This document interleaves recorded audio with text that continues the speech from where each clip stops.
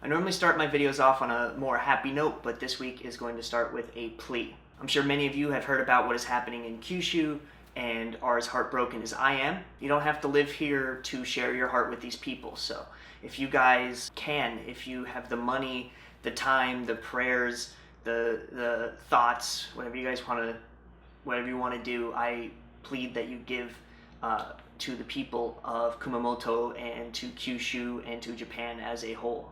I'll put a link in the description and on the screen as well. This is a site set up by my friend Michaela. You guys from anywhere in the world can donate there, and it won't go to like a Red Cross or whatever where the money will get there, but through some bumps. Basically all that money and the money that's coming through the monetized video are entirely going to go to the government of Kumamoto to go directly to rescuing and rebuilding. So if you guys can give, please do. Any amount helps. If you cannot give, please raise awareness for this cause. If you guys can, share this video, share her video, share that Kickstarter-like page. This is my home, and I don't like seeing it distressed. So this is my home and where I make my videos about. So if you guys have enjoyed this channel in some small way, it's because of here. So that's all I have to say. Thank you guys.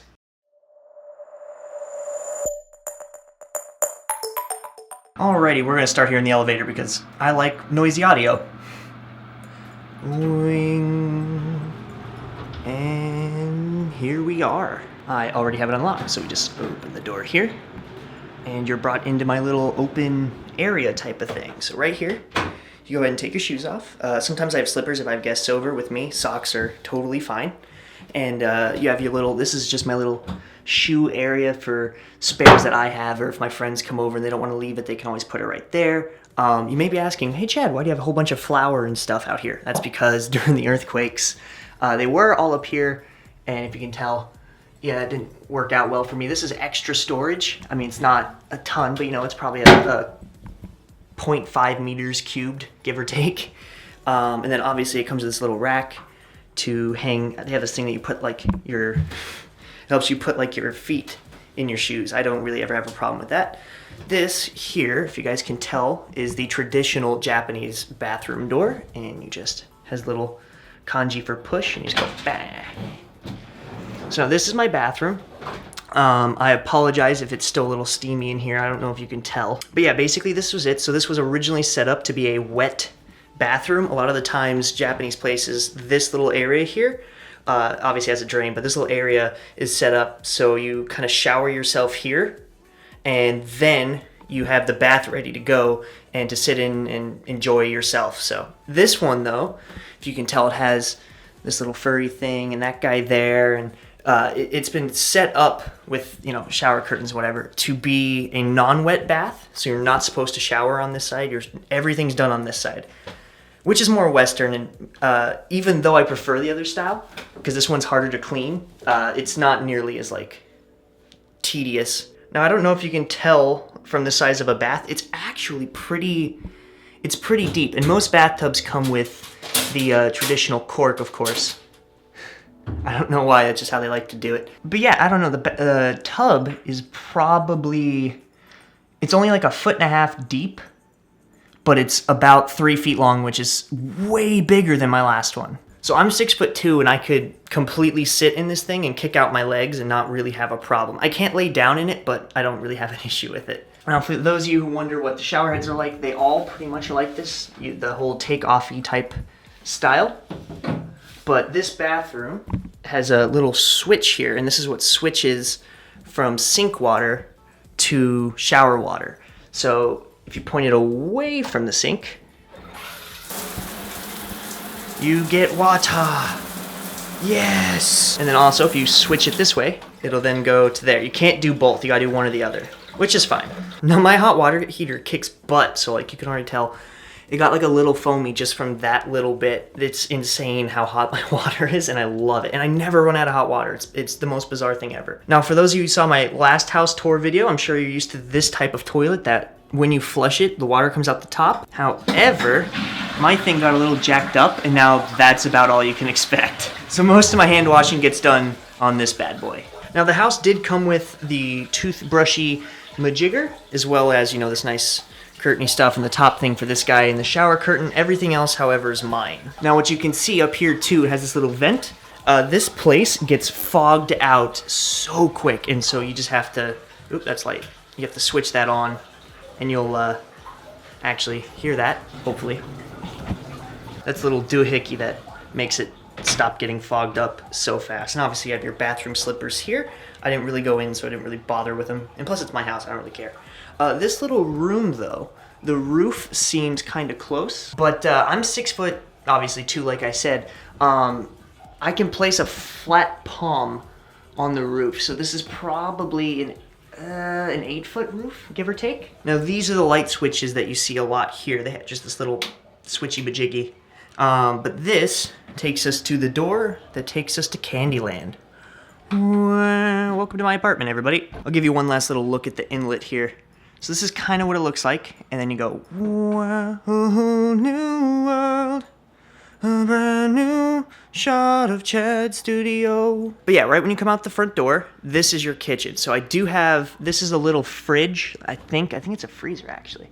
I very rarely ever use it because my fridge is a lot more convenient to get to, and it comes with a freezer, so I don't really have a need for it. The house, however, did come with only one burner.